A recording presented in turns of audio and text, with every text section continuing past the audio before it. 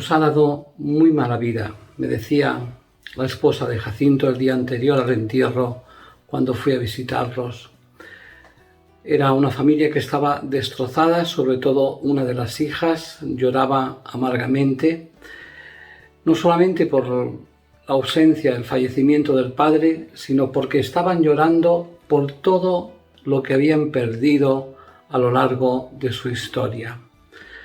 Por esa dignidad maltratada cuando las peleas en casa llegaban a saberse en el barrio, por esa dificultad económica permanente, porque Jacinto se lo gastaba todo en sus caprichos, en sus cosas, poniendo siempre en peligro la economía familiar, por esa no dignidad reconocida en la esposa y las hijas, o por esa indignidad porque eran las hijas de la esposa de aquel personaje problemático.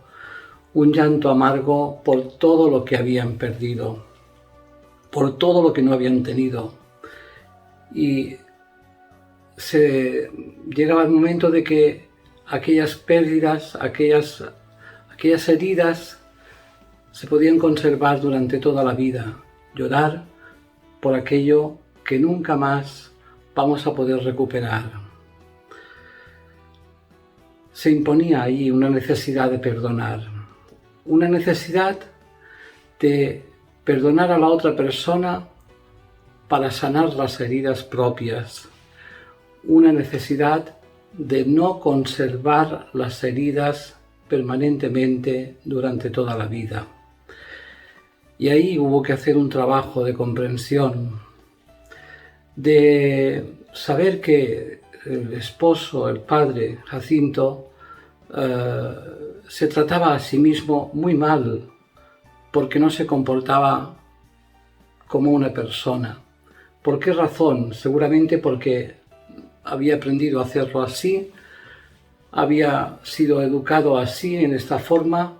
El caso es que él mismo, a sí mismo, no se trataba bien. Era víctima de sí mismo, víctima de sí mismo.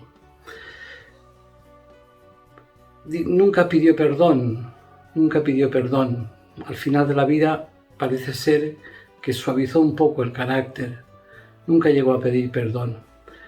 Nosotros quisimos despedirlo, no tanto perdonándolo personalmente, que se trató de hacer, sino de llevarle el perdón de Cristo, el perdón de la luz, el perdón de aquel que dio su vida por nosotros. Vamos a intentar perdonarlo. Si no podemos, le pedimos fuerzas al Señor para que perdone Él, le perdone desde su cruz, para que le comprenda, para que se vaya en paz, para que encuentre esa luz, para que encuentre esa paz. Vamos a rezar por él, para que descanse en paz, perdonándole todo lo que, las heridas que hemos tenido a lo largo de la vida.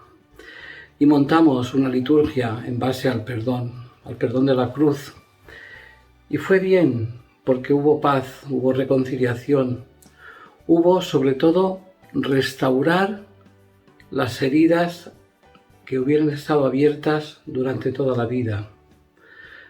Hubo la manera de marcar una dinámica de relación diferente y nueva con Jacinto a partir de aquel momento. El momento de las exequias fue el momento del perdón, de la despedida, de la reconciliación, de encontrar esa paz y serenidad que quizás nunca habían encontrado.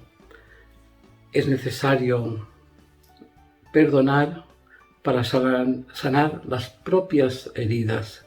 Es necesario comprender para entender que las personas muchas veces sus comportamientos son fruto de muchas cosas, quizás de la educación recibida, pero que difícilmente una persona, pudiendo elegir vivir mejor, vive tan atormentado que necesita agredir a los demás. comprendimos a Jacinto en toda su totalidad, mirándolo como una persona más que como el padre o como el esposo. Hubo perdón, hubo reconciliación, hubo sanación de las heridas. Con ustedes, Alfonso Gea. Hasta el próximo vídeo.